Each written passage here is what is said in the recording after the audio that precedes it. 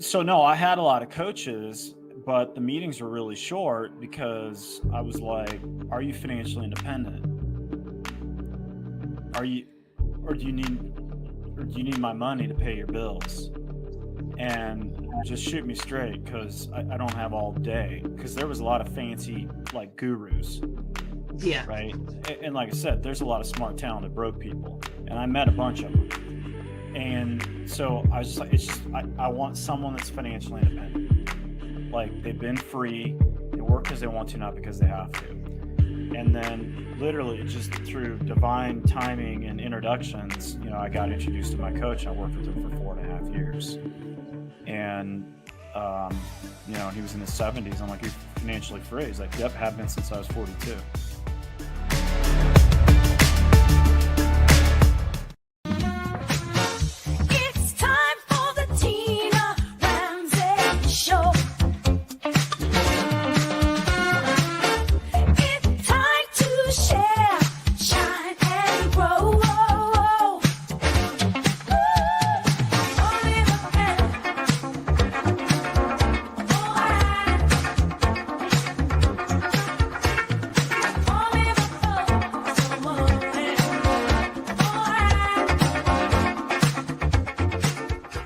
Anybody that knows Tina, she's all about visibility, she's all about connection, and she's all about helping people create a source of income through monetization.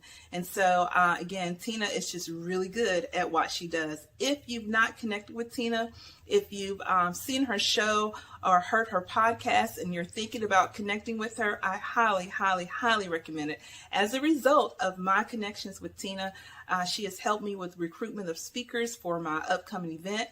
She's also helped me to recruit several authors for a few of the book projects that I have had the opportunity to produce in this past year. And in all, Tina's just a really great person, that she's genuine in helping entrepreneurs in reaching their goals. So again, if you have not connected with Tina, be sure that you do. The Tina Ramsey Show is definitely a great venue for you to connect with other entrepreneurs, to connect with other individuals that are going to be interested in your service or your project. This is Tiffany Bell. Again, you are watching and listening to the Tina Ramsey Show, and I look forward to being able to connect with you. And just like that, hello, everybody. I am Dr. Tina J. Ramsey, the host of the Tina Ramsey Show and podcast, powered by CTR Media Network. And our show is all about motivating you, sharing tips and strategies to help you grow as an entrepreneur. So we speak with 6 to 8 figure earners in order to help you thrive. And today, welcoming in season 8 of our show, you know that we had to bring the best of the best. And where did we want to help you after we listened to everything and been in all these different events and groups and everything? We hear the same thing that is unanimous, no matter what business you're in. How do you manage your finances? The lack of financial literacy. So today we have the amazing Chris Felton. He is an Amazon best-selling author. He is also a 7-figure entrepreneur, and he owns a financial service firm, which he started, get this people, in 1999. So he knows what he's talking about. Chris even leads and trains 200 agents across the United States, and he had also helped over 17,000 clients, as he is one of the top 100% status in a company with over 60,000 agents. He's been featured in some of the best publications out, such as US Today, or US News, I should say, and World Report, Yahoo Finance, and the list goes on and on.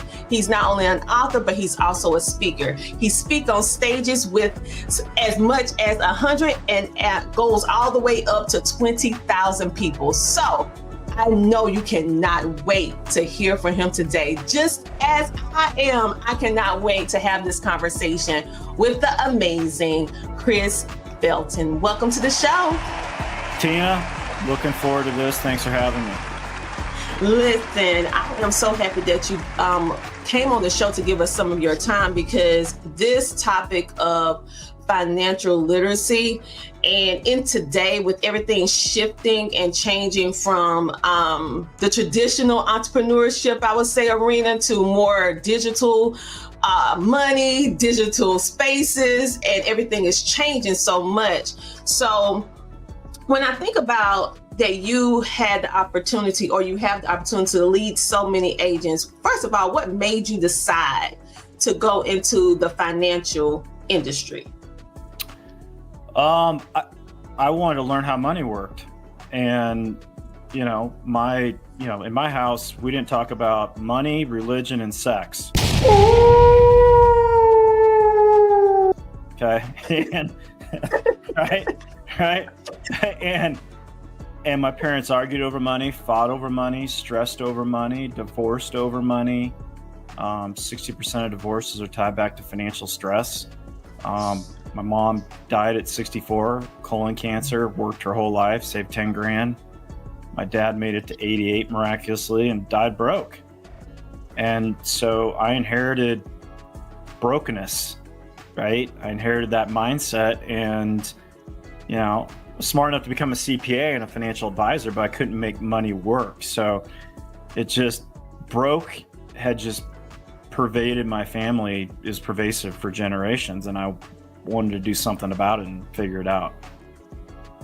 The fact that you came from a family that did not speak, and most families, to be honest with you, when you go back to generations before ours and behind, those was not a table talk conversation, especially adding in children. They felt like that was adult conversation. So when you mention finances, sex, and religion, in some cases that is true. But in your case, to find out that you got interested in money and you went on to be in a branch of the financial arena, but yet you still lack the to balance it. So what made you get that aha moment? Because it's a moment where we all get this moment of clarity, this moment of, okay, now what is really going on? Here I am doing this, that, and the third, but I'm still not reaching what I will call success. So what was that moment for you? Yeah, I'd just gone through a divorce, and my kids were, 3 years old and 1 month old. I'm in Colorado. They moved to Atlanta with their mom. Very expensive. I signed a 6,000 square foot office lease I couldn't afford. We're entering the Great Recession. I'm paying my ex-wife $5,200 at the beginning of every month. Yeah, exactly. That's the look my wife had on her face, because she walked into a marriage of someone that was getting a lot of trophies and a lot of recognition, and I could talk a great game, but I wasn't living it. And so, giving the full story, basically I came clean one day about it's a mess, and I handed the financial reins over to my wife, who her background was as a hairstylist and a radio advertising salesperson. And we couldn't get it. I just didn't wake up, right? We'd sit down and have a financial conversation. It usually ended in a fight. One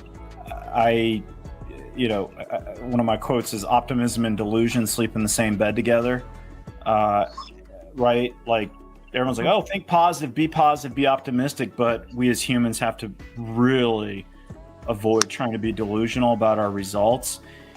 And so I wasn't getting it. She was stressed out. Fast forward 9 months later, we had to sell our house. We're in a rented home, and I had to pay my ex-wife $5,200 the next day, Tina, and out of money. I was using credit card checks. Once again, we're $250,000 in credit card debt because of me. So I came home, and we're still married, by the way. And I walk up to my wife, and I'm like, Marlo, she had money separate of me because she knew not to commingle money with a broke dude, right? And I said, I got to pay tomorrow. I don't have it. You have it. So I asked my wife for the money to pay my ex-wife. I don't know if that's ever happened in the history of mankind, but I turned around and then she threw her purse at me. What kind of woman throws her purse, Tina? A very pissed off woman. Anyway, so we really had the fight of our lives, and I just said, why are we still married if it's so bad? And so she went upstairs to figure that out for the rest of the night. And there I was, and this was the aha, so I had to give you a little background before I actually got to it. And there I was, and all I could see were like literally dominoes falling in my life of my ex-wife. And I realized in that moment, she never had a chance because I expected it to fail. And we don't get what we hope for, we get what we expect. And one of the reasons why people are broke is because they hope to be wealthy, but they expect to be broke. I expected marriages to fail because that's what I witnessed with my dad. I couldn't see my kids because I was too broke. I was drinking a ton. The financial stress was impacting my wife. And then I realized, what's the common denominator to this mess? Me. And I realized right then and there, I had to wake up. I had to quit living in hopium, which is where everybody lives, right? Hoping things change while we do nothing different. I call that rearranging the furniture on the deck of the Titanic. Doesn't really matter what you do. But right then and there, Tina, this was the beginning, and it was like I had to take 100% responsibility for the crap show that was my life. Thanks to her, my podcast. We got it. Reaching 350 million. They tuning in. CTR Media Network is now accepting new podcasters to join our growing network that's reaching 350 million global listeners. Have you heard? CTR Media Network offers podcast production, podcast training, distribution, and product placement. Book us for your next event or schedule an interview with CTR Media Network podcasters today. To learn more, go to ctrmedianetwork.com. And that was the begin. I created the mess. It wasn't my wife's fault. It wasn't my ex-wife's fault. It wasn't the Great Recession. Some people are still talking about COVID. It's just all this. It wasn't like I could no longer be a stinking victim. I had to step up. Wow. I'm glad that you took us through that journey, because now we have a whole picture, and I know that so many people are going to be able to relate to that. But to hear you take full responsibility of the outworking of your life, per se, to know that you had a great job that should have provided you financial stability. But again, this proves that you can have the right job. You can have the income that comes along associated with that job. But if you don't understand just finances and how to balance and structure everything, you still gonna be, like you said, in that mentality, you hoping, but you see no results. You expect the same results. And so the fact when your wife, which is still your wife, threw her bag at you, like, wait a minute, you want me to spend $5,200 for something that I didn't have anything to do with, because you have all these trophies and all this recognition, but you don't even have your stuff together. I mean, and the fact that she kept her money separate, I mean, that was something. So moving forward, when you went from that moment and you looked at yourself and you was like, okay, this is not my ex-wife, this is not my current wife, this is me. What was the first thing that you said you had to do in order to break that barrier, break that chain perhaps, of what is Chris gonna do now to change, just because you're not the victim anymore? So how are you gonna get yourself out of being that victim? Yeah. So the next day we came together and she's like, I'm keeping you. I had to think about it. Right. there was 15. Yeah. Oh yeah. You would love her. Yeah. She'd be a great guest too. 15, there's 15 positives and 14 negatives. So like you barely made it, but she's just like, hey, like, we're not getting divorced. We're not declaring bankruptcy. We're not going to get jobs. We're going to figure our business out. And so she's like, we did have access to wealthy mentors. And she said, I'm gonna get on planes, trains, and automobiles. I'm gonna interview them. I'm gonna figure out what they think, what they do. So our first book, Couples Money, came from those interviews. And then she would come back and say, hey, they do this, they think this. And then she was kind of like, what are you gonna do, jackass?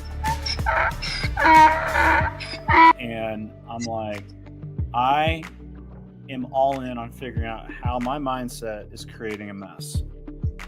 And I told her, I'm like, I'm not interested in changing, I'm committed. And she's like, what does that mean? I'm like, most people are interested in having a successful life. And the problem is when you're only interested, you'll hit some resistance, you'll hit some limiting beliefs, some garbage, you'll hit your past, and then you'll do what most people do, is they'll take a little chicken exit and they'll keep searching, Tina, under this false belief that they can get something for nothing. And I'm like, I'm committed. And she's like, what do you mean? I'm like, you know how an Olympic athlete is with their sport? That's me. I'm all in. She's like, what are you going to do? I'm like, my ass is going to be up every morning, 4:30. I'm going to journal, visualize. I'm going to get every book on mindset around money mentality, because I knew what to do, but I wasn't doing it, right? Most people know what to do, but they don't do it. Most people know how to become healthy. You could interview them. How do you become healthy? They could give you a long list, but they don't do it. So the difference between what we know to do and what we actually do is our mindset and our limiting beliefs. And so I just said, I'm all in. And, you know, I'd stand on my head for a freaking hour if it was going to change my life. And so I just developed a routine in the morning. I call it going to the mental gym, where, you know, I have, whether it's 30 minutes, hour, whatever, some days it's longer, uninterrupted time of working on me and working on my beliefs and my BS. And then putting that time aside and then executing my plan, whether I was ready or not. And so it didn't happen overnight, but it happened over time. So those small compounding things, there's a lot that her and I did together, but it was working on me and being all in on changing me. And really it's, you know, I say it all the time, my guys roll their eyes. It's 100% mindset. It's 100% mentality. And so that's what I did. I mean, when I'm thinking about everything that you just said, the fact that she saw something in you and she said, well, I'm not going to give up, but we're going to figure this out. Then she executed a plan saying, hey, I'm going to interview these people to figure out what they're doing, what's in their mind. Then you said, hey, I am going to change myself within, because you was at that point, you was sick and tired of being sick and tired. You dropped all the excuses and you start working on yourself. And I know it sounds cliche-ish, because most people be like, okay, well, what is the secret to success, to 7 figures or 6 figures or 8 figures? And you guys, you heard what Chris said. Everyone that I have ever spoken with, from 6 to 8 figures, they say the exact same thing. It's changing the mind and changing your routine and developing good habits. So I heard you, once you drop saying I'm the victim, you actually start implementing structure. You set boundaries, start working on yourself, and you're being very transparent with yourself, saying, okay, I see myself for who I am and what I'm doing and what I'm not doing, and this is what I'm going to do. And so you said it took time. So I want everyone to understand that it's not going to always be something that's overnight, but it can be something that you work on over time. And so what would that look like for a person? Is it certain things that you had to work on first? Did you start with the financial part, working on that, or did you just start with personal development first, with changing your mindset, and then worked into financial development? Well, no, it was all dialed into money mindset. And there's a great, you know, it's funny, we could do a whole show on what happens when you actually make a decision, right? Mm-hmm. And when I was like, I'm all in, in my book, I call it the line in the sand moment, where I turn to my wife and I'm like, we will never be back here again. I always get emotional when I think about that, because we will never be back here again. And feel it in your gut. There's so much power behind making a decision, right? And when I told her that, and I didn't waffle, there wasn't stammering and hemming and hawing in my voice. It was convicted. Like, Tina, you probably know when someone's going to go crush it, right? Like, you can feel it, right? They're so convicted. And right when I did that, I found a Billy Graham quote, and it was, once you get your attitude straight around money, it'll help straighten out every area of your life. Wow. And that's what happened to me. And so, no, I focused on money mindset. I focused on money mentality, and I hired a coach that was financially independent. Everybody wanted to coach me, but they were as broke as I was. And, you know, and I learned that if you're not living the results, I'm probably not going to listen to you. So I hired a coach. He'd been financially independent for 42 years. And I was looking for, you know, strategery, right? Because I'm a CPA. Oh, it's all in some spreadsheet, some magical strategy. And he taught me it's in the mindset. So what I did first, Tina, is he said, and I recommend everybody do this. Get a journal, sit your butt down, write the word money at the top of the page, and then write down everything you make up about that word. And so I did that for an hour. And here's how it sounded. This is what I made up about the word, because we're storytellers, right? Hard. Most broke people have some hard story. Hard to make, hard to keep. That was my mom, that was my dad. Money won't make you happy, right? Camels through eyes of needles and all that stuff. So much junk. Misinterpretation of the Bible. Money's the second most mentioned topic in the Bible. You know, rich people in heaven, you know, all that source of all this garbage crap. Society villainizes it. Can't take it with you. Rich people are crooks. That's what my dad told me. Dad said rich people make money on the backs of poor people.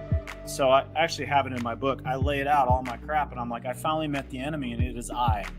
And then I wrote a more empowering story. That was the first step. Right?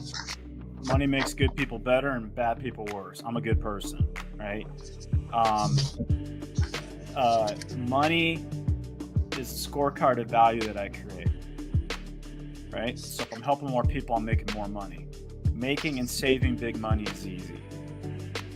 And my all-time favorite affirmation: I attract success, abundance, and peace into my life because that is who I am.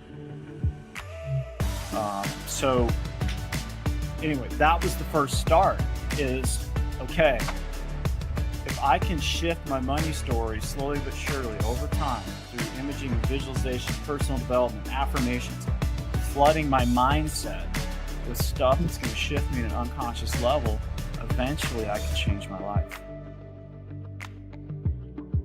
That's true. That is absolutely true. And I heard in the world of coaches, mentorship, digital advertisement and currency, the list goes on and on. I heard something that was very, very unique, what you just said. Well, it's not unique, but I felt like it's something that we need to tap into. When you said that you decided that you was confident, you was rest assured, you knew that you was going to change your life, and you told your wife, we will not be here anymore, period, right? And then you seeked out help. Most people, when they know they don't know something, they go and try to look it up, find the information on their own. But you decided to find someone that had a proven track record of results. And so what I find today, in some cases, some things that, I don't know, from a personal standpoint, this is me being Tina, not Dr. Tina, me being Tina, some things that really make me upset sometimes is that we do have some exceptional coaches out there, but we're so flooded with the fake stuff that I call them fantasy coaches. They look like they doing all the stuff, and then you opt in and you don't see the results that you desire. But the fact that you did your research and you hired someone to help you that had a track record of 40 plus years. Many people don't do the research. They just go by whatever they see on social media or whatever like that. So what made you say, hey, I'm gonna make sure I have the right person, and then you change your mindset and you push forward? Because I see now you're talking about money mindset, you talked about marriage, and you also talked about how you was not gonna be the victim. So was that important for you to find the right coach, and how did you shuffle through all the mess that we can find on social media now and everywhere for people to really find what they need to receive the results that they desire? Yeah, I mean, for me, it starts with some prayers, right? And, God guide me, right? Like, your will, not mine, right? And I also felt there was a bigger purpose behind me having to go through this, right? Like, and it was a conversation that right? Event plus response equals outcome, right? So the event was total train wreck financially, but my response was going to determine what was going to happen with my outcome, right? And so no, I had a lot of coaches, but the meetings were really short because I was like, are you financially independent? Or do you need my money to pay your bills? And just shoot me straight, because I don't have all day. Because there was a lot of fancy like gurus, Yeah. right? And like I said, there's a lot of smart, talented, broke people, and I met a bunch of them. And so I was just like, I want someone that's financially independent. Like, they've been free, they work because they want to, not because they have to. And then literally just through divine timing and introductions, I got introduced to my coach. I worked with him for 4.5 years. And, and he was in his 70s. I'm like, you're financially free? He's like, yep, have been since I was 42. Wow. Right? Wow. And once you go, there was no him and hawing. I didn't need to go look at his tax returns. Like, he just was like super clear. He's like, nope, yep, got the money thing figured out. I'm like, you're my guy. Right? Yeah. So they got to be living the results. If they don't want to talk about the results with you, and I've been blessed, I have self-made billionaires that have coached me, and some pretty famous people that are super, super, super famous now, that are all over social media, that are multi-gajillionaires and all that. But I've had those coaches, and so for me, it's always about, are you living the result? When I speak on stages, I don't brag about what we've done. I just am like, hey, I have the results, so you can listen to what I'm saying. So anyway, I think I answered your question, but yeah, that was it. Yeah, you did. You actually did, because it's really hard nowadays to kind of, like I said, to kind of get through all the chatter, all the noise with so many gurus. Nowadays, everyone is an expert, so to speak, on everything up under the sun. And so one thing that I see that a lot of entrepreneurs fall prey to is they will find them before they find the person who is truly who they need in their life. But the one thing that I have always known for me in my life, if I ever needed some type of help on something, I prayed about it. And you said you prayed about it, and then you found the right person, and you was very direct. This is what I'm looking for. And so I feel like as entrepreneurs, when we are looking for that coach or that mentor that we need to help us, whatever it is, you need to be direct. Let them know what you're looking for, and they can let you know whatever it is, if they can do that or not.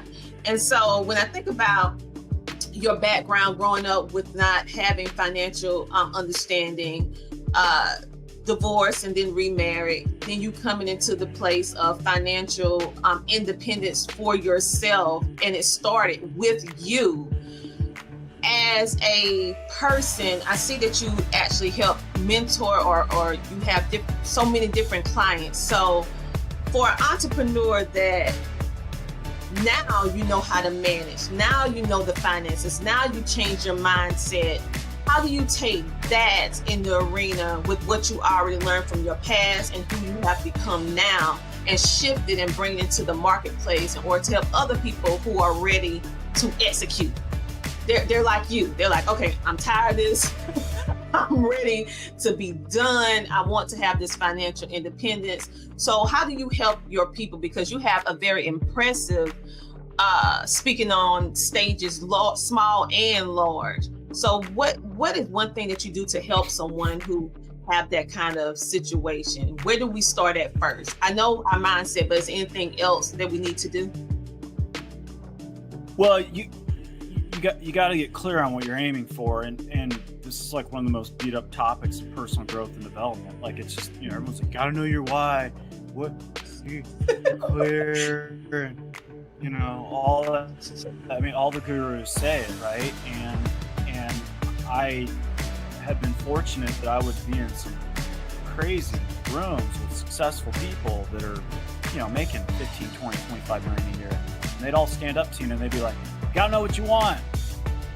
You gotta be clear, right? And I'd be sitting there with my notebook, like, taking my notes, all that, right? And oh, that's good, right? And then I'd walk out of the conference, and then a squirrel would run by me, and I'd be like, oh wait, I need to go catch that squirrel. And then once I catch that squirrel, then I'll sit my butt down and think.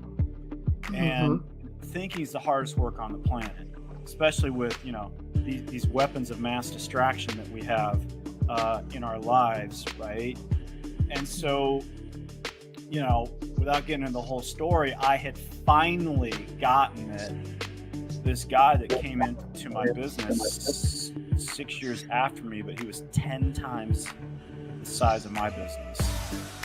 He said, from the time I've come in here, I know what I want, I know why I want it, and I can explain it to you in under a minute. And y'all don't know. So you're all looking for the how-tos of things. So me and my wife sat down and we set a unifying couples goal. If you're single, you can do this by yourself. But most couples don't talk to each other about what they want. And so the ruination of all relationships is a gap in expectations, right? And that was my first marriage. And so we sat down and I'm like, what do we want? We're not moving. And she's like, we're $250,000 in debt, right? She's like, I want $100,000 in the bank. And I was like, oh. That was like Mount Everest. And my coach, this was his idea. He's like, don't try to pull out a spreadsheet. Don't try to map it out. Sit there for an hour and talk about why you want it, why it matters. And I'm like, why is that important to you? She's like, the physical stress around finances is physically impacting me. I can't sleep. It's no good. Right? She's like, I want to feel, right? And then Tina, identifying the feeling that you're going after. Everything we want to get out of life, we want to get a feeling. Right? Everything we do, we want to get a feeling out of it. And I'm like, I want to see my kids. Like, they don't even know who the freak I am. Like, that's ridiculous. I think, right? So all your whys normally tied back to people. Stuff's probably not going to move the dial. All tied back to people. And we spent a lot of time there talking about why. And the analogy I always give is, I'm in Colorado. You go from Denver to Aspen. It's about 4 hours, 3 hours. You could have a Ferrari, but if there's no gas in that tank, that car's not going anywhere. So you could have the greatest vehicle on the planet, but if that thing's not fueled up with your reasons why, the car ain't going anywhere. And so we got clear on what we wanted, $100,000. We got clear on why we wanted it, and then we were unified as a couple. And if you're single, you can be unified internally around it. And if anybody asked me what I was aiming for, I'm like, this is what we want. This is what we want. This is why we want it. This is what we want. This is why we want it. Super freaking clear.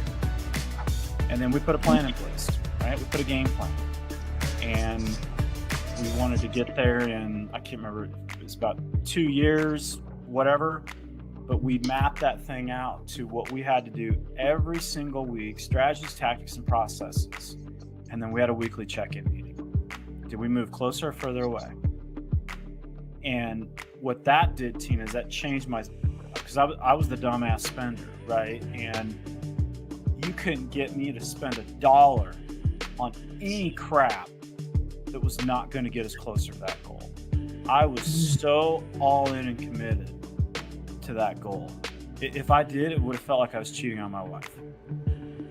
Right? Like, that's how freaking committed we were in. So anyway, we blew past that, you know, and then it became 7 figures and multiples and, you know, all those things. But we still do it. What do we want? Financial independence. What does it look like, right? How do you define it? And then dialing it in, and weekly accountability, and executing your plan whether you're ready or not. When you say that, executing your plan whether you're ready or not, because as entrepreneurs, many times they want perfection, even though it's not humanly possible, and so they lack, or they do not push forward, execute, because I don't have this yet. I don't completely understand that yet. And it never gets done or never gets completed. So the fact of the matter, when you said execute it and go ahead and move through despite that is paramount, because a lot of entrepreneurs can be procrastinators. So as you grow, as you scale, because I know you and your wife is having these weekly meetings, these accountability, you're really watching everything that you're spending, because you're determined, you have you're clear, you have that clarity, and you understand your why. So did that push you into writing your money mindset books and your Think and Grow You and all the different things? Because you wrote something that was really unique on LinkedIn. It made me chuckle a little bit, but it's so true. And I want us to tap into this a little bit. Why are there so many smart, talented people who are broke?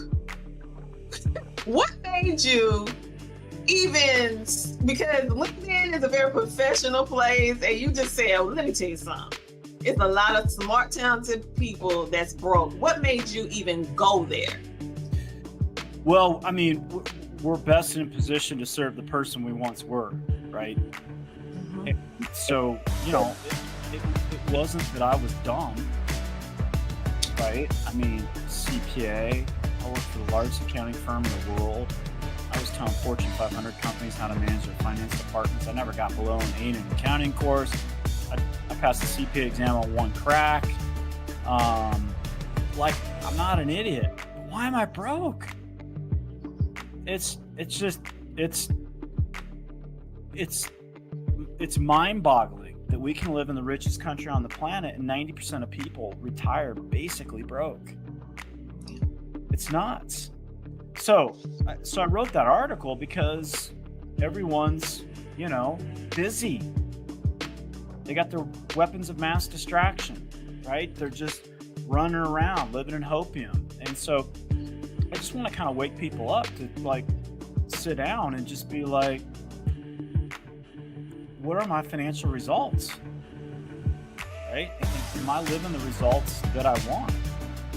And so no, I'm super passionate about helping people get out of their own way, you know, and experience financial freedom, because it's not, you know, it's not about the money, right? It's once again, it's the Billy Graham quote. Once you get your attitude straight around money, it helps straighten out every area of your life. Like, it, you know, if you're experiencing lack, you know, shoot, we can do a whole show on forgiveness. Like, yeah, right? I mean, my coach is like, you got to forgive your ex-wife or you're going to be broke.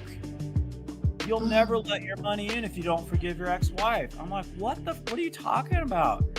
He's like, you have so much resentment towards her. I mean, holy crap, that has been a miracle. Just what's going on with her and I.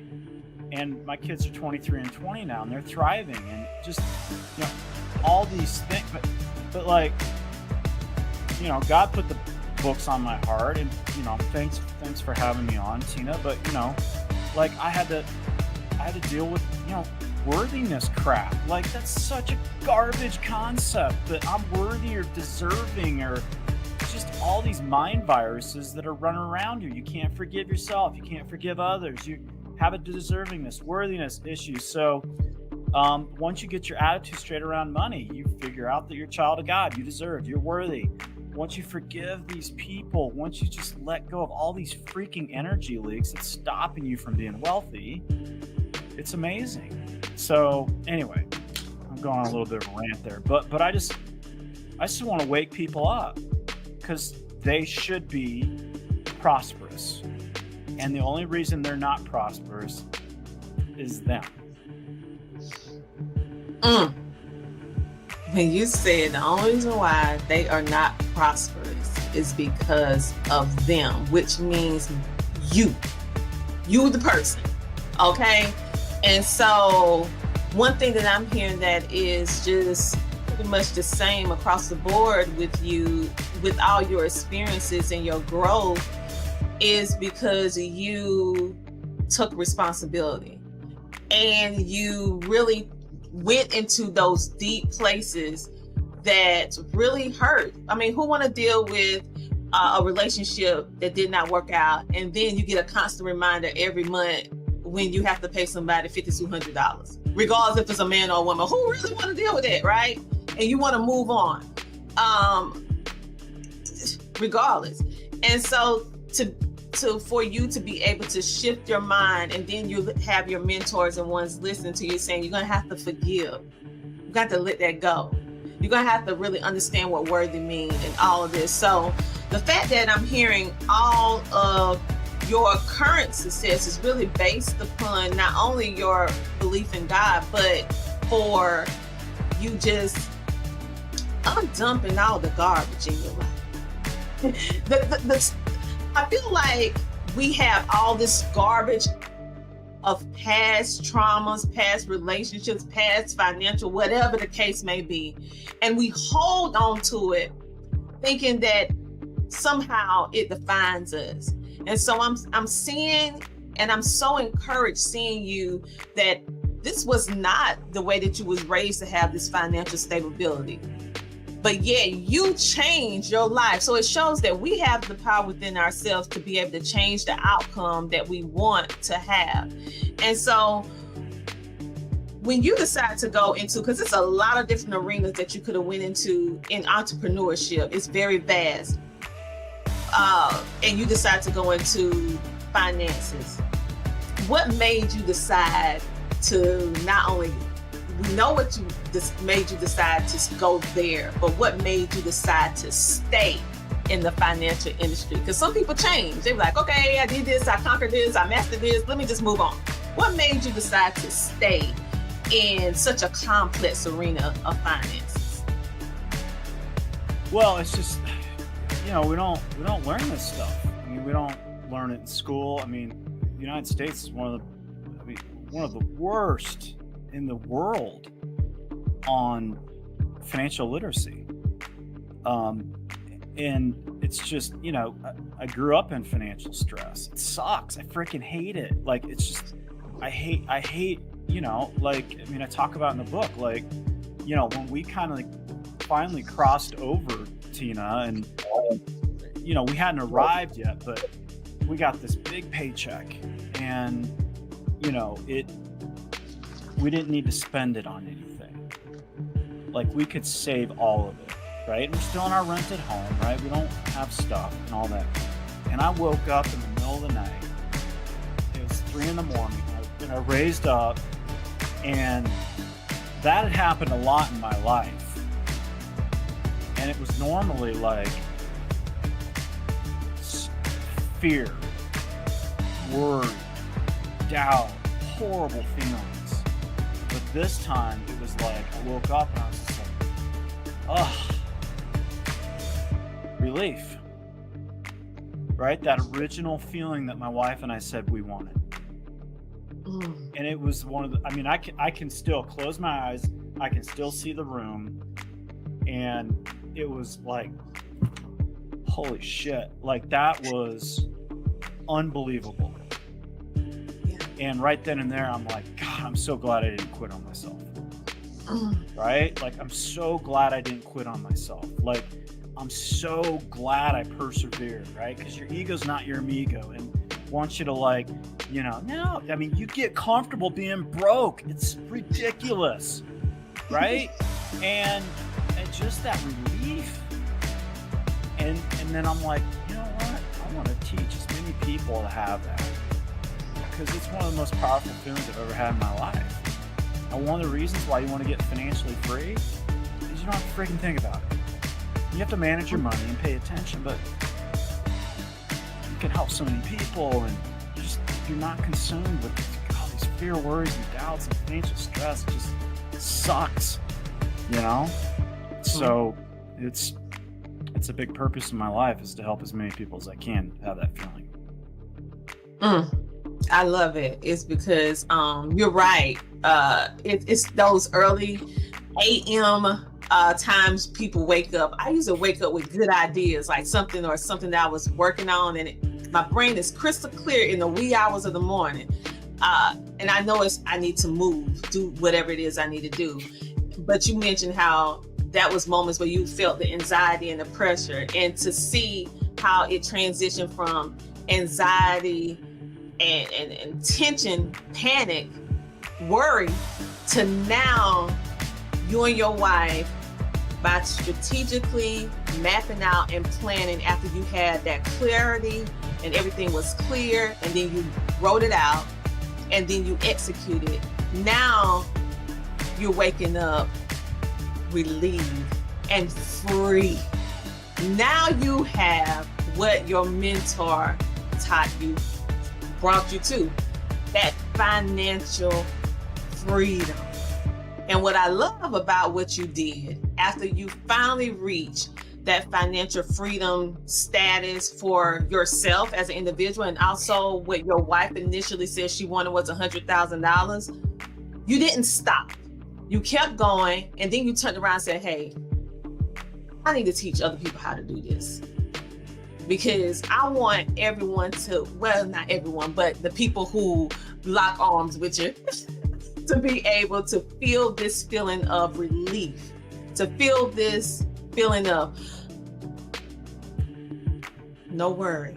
I mean, wow, that is powerful to see how you transition from the beginning all the way up to now, showing that you don't have to be raised to understand this. You can teach yourself, shift your attitude, your mindset, like you said with that quote, and get yourself or have yourself in the lifestyle or the life that you want.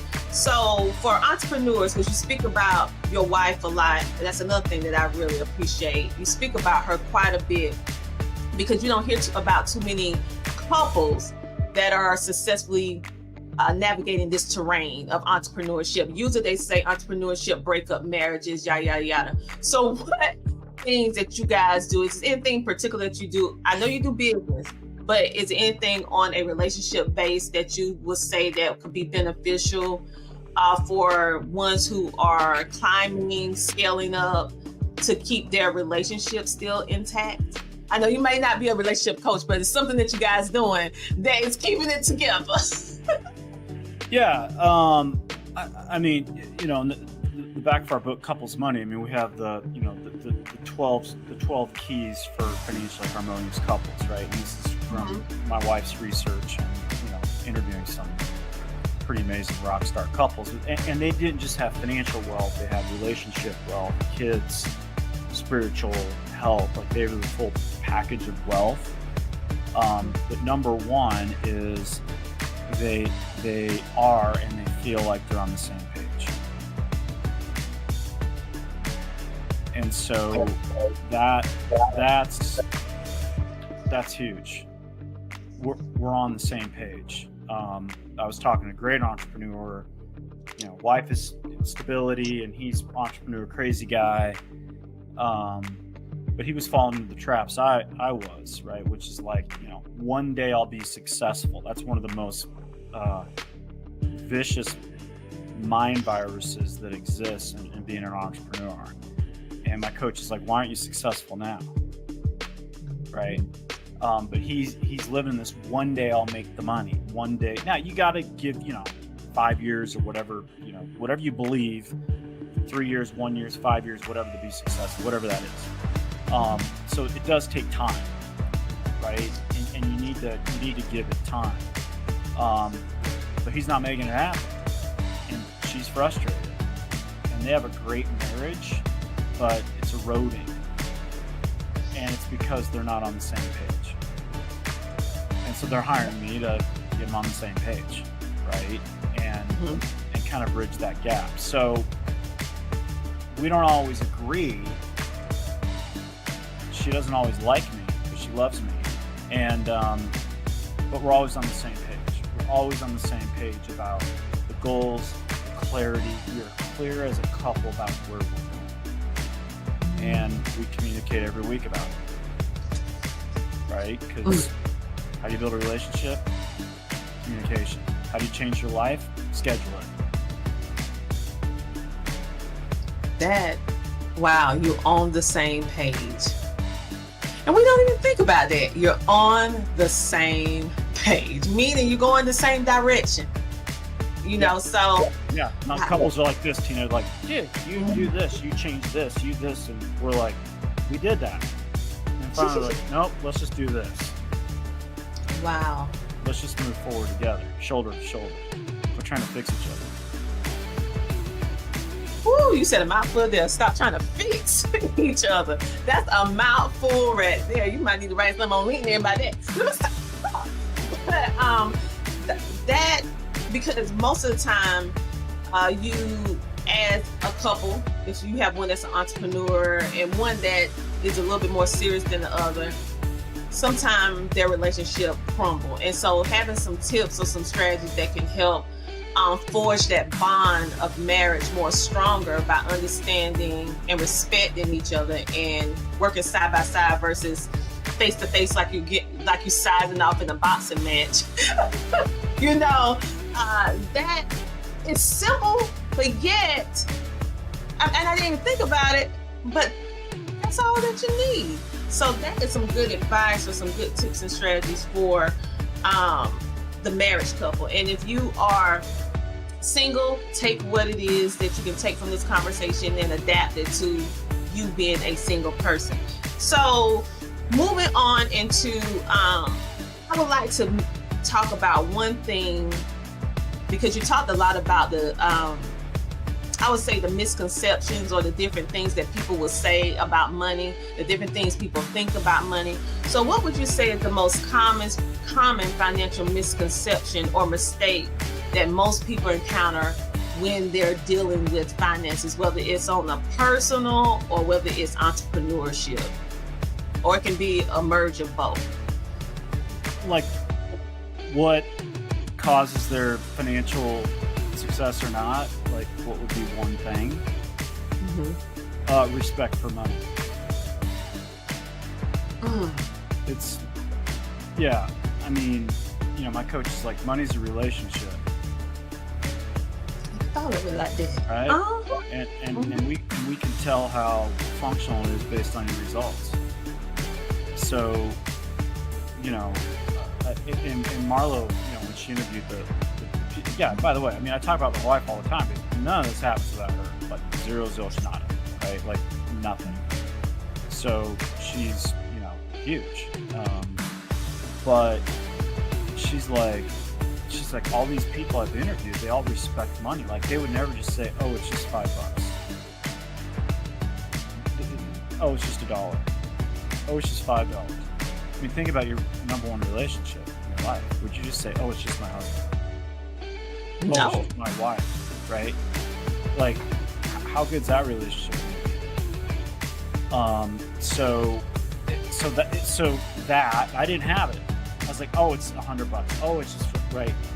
Oh, it's okay. I'll just make more, which is a ginormous mind run. I'm talking to a company tomorrow on, oh, I'll just make more. So you just do stupid ass things with your money. You don't respect money because you'll just make more. You'll never do it. And then I think in conjunction with that, it's small things careful, right? It's it was a game-changing moment for me. I'm reading, I'm figuring this out. I'm all in, line in the sand moment. We'll never be back here. I'm pouring myself into this thing. And I'm reading Secrets of a Millionaire Mind by T. Harv Eker. And I'd read it dozens of times. And then this phrase jumped off the page. Until you start managing the money that you have now well, you won't see anymore. And I was like, holy crap. And then I pulled out a calculator and I realized, I'm an entrepreneur, so I take my clients out for happy hour and it's a business deduction. You know how stupid that is? I'm gonna spend $1 to save 30 cents. Now, I'm not saying you don't treat your clients. I'm not saying that. But I had all these business expenses. It was Chris and Marlo Inc. I mean, hundreds of thousands of stupid things that added no value to my client's life or mine. And I'm doing it under the guise of a business expense. And so literally I'm like so I just found a financial calculator. I'm like, I'm blowing a couple grand a month. What if I didn't blow that and I saved it? And that compounding of 6, 7, 8% over 30 years. I mean, it was astronomical.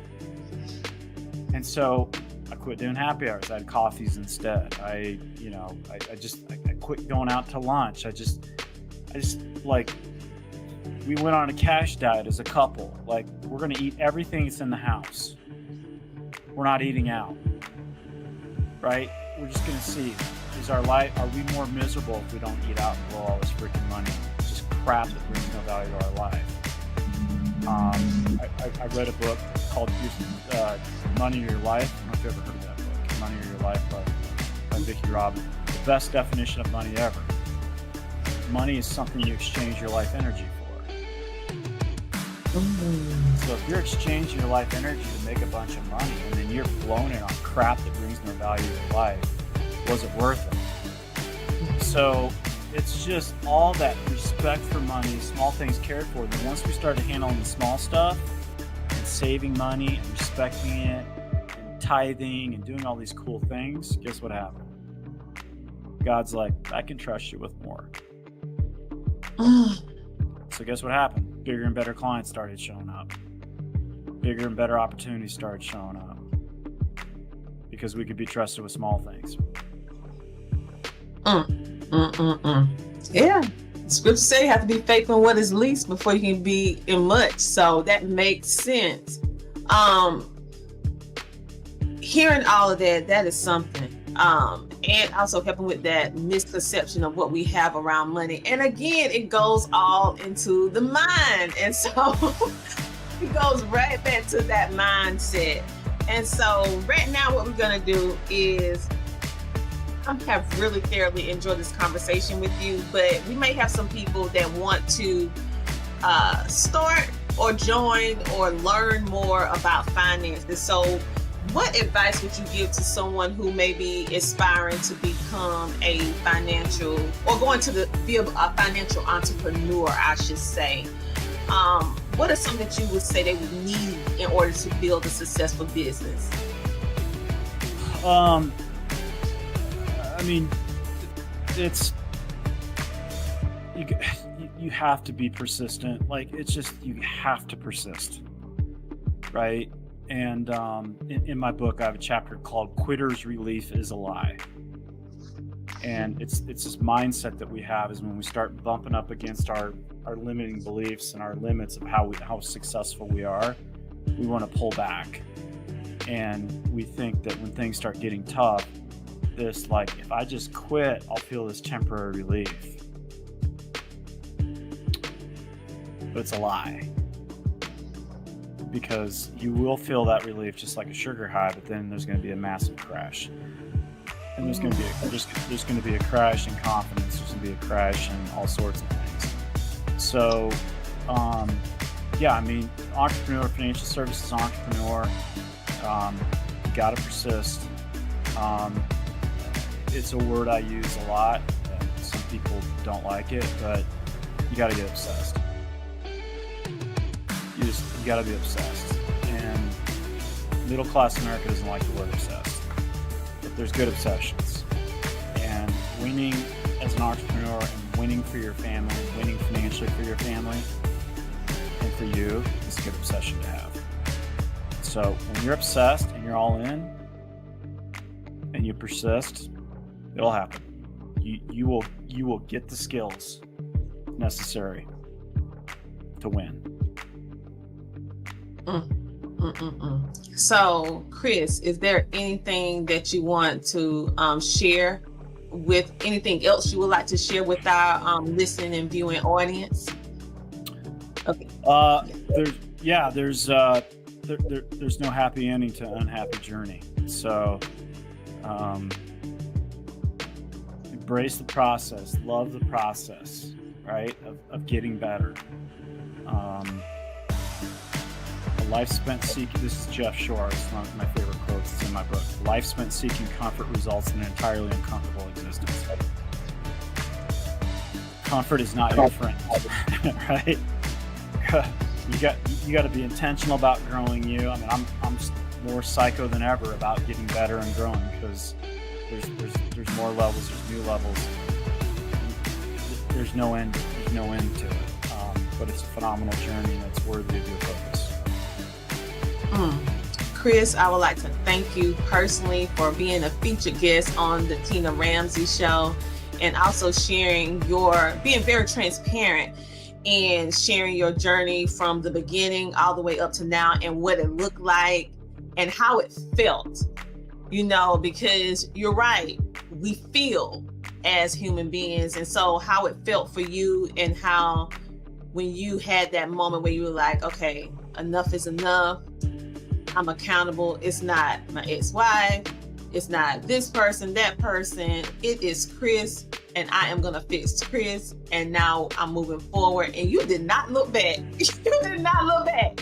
And it's just refreshing to see how you was able to transition from financial struggle to financial success. And this is going to give a lot of people that inspiration to be able to execute. The goal is for them to be able to hear this, see this, learn it, get in contact, and execute so they can make whatever their dreams come true. So thank you so much for coming on and being a featured guest of the Tina Ramsey Show. And you can hold tight backstage and I'll be with you guys in a moment. I'll be with you in a moment, okay? You guys, wasn't Chris amazing? We're going to have his information in the description of this video, depending upon which platform it's on. It's going to be up here, down here, to the left, to the right. Just look for it so that you can click and be able to connect with Chris on a different level. He was absolutely amazing. So the goal is for this episode to be able to pull these tips and strategies in order to help you grow as an entrepreneur, because we are very intentional on bringing 6 to 8 figure earners on, letting you understand what type of mindset it takes for you to truly level up and stay growing and not stop. Okay. And so many of you want to know how you can support our growing show. We're currently in season 11 of our show, thanks to all of you. So if you would like to support the Tina Ramsey Show by becoming a sponsor of our show, we would greatly appreciate it. Or you can just scan the QR codes and everything like that, and you can support our show. And if you have a commercial or anything that you would like for us to share, CTR Media Network has opportunities that you can share your commercial, or you can bring your live TV show that you may be streaming on social media, or you may want to become a podcaster. Either or, they are currently now accepting new podcasters. I want to thank you guys for being with us all these years, and now we're in season 11 thanks to all of you. We have had the honor of interviewing some of the most amazing standout entrepreneurs and influencers who are truly making a positive impact in the world. And you know what we're gonna say, it's time for you to come share, shine, and grow on the Tina Ramsey Show. See you next week, same time, same place. Have a great day. Well, you have any closing remarks before we head out? Y'all, please support the movement of CTR Media Network. I'm telling you, being a part of this amazing media family I can't go wrong, right? They have the support. They support us in all that we do. When we have questions, they take the time out to advise and mentor. So definitely check out the different plethora of shows that are on the network. I promise you, and I'm not saying this because I'm part of the family, but I promise you, you will be uplifted, inspired, educated, motivated, all the good stuff that we all need to carry ourselves out through the day. So definitely go check it out, y'all. Awesome. I definitely appreciate you.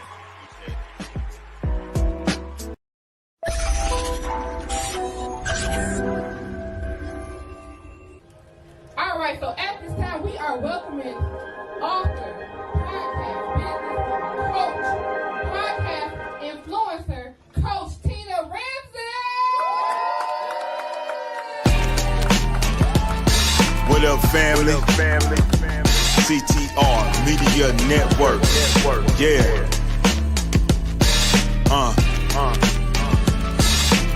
Best in the biz. Yeah. Join the team. CTR is who we are, the media network, that's the best by far. Whether you listen at your home, at your job, in your car, come get the information that's needed above par. Never lasting, motivational podcasting, giving you the answers to the questions that you're asking. Serious talks and topics, how to come up and profit, how to better yourself, your health is here, we got it. Reaching 350 million, they tuning in. We in 50 different countries, we all can. And like-minded, find your purpose and your assignment. Come get your fix, your feel, your mental alignment. Get active and speak to the masses. Build your influence all levels and all classes. Now you know you can monetize and grow. CTR Media Network, start the show. CTR Media Network. CTR Media Network. CTR Media Network. CTR Media Network. CTR is who we are, the media network, that's the best by far, you know. CTR Media Network. CTR Media Network.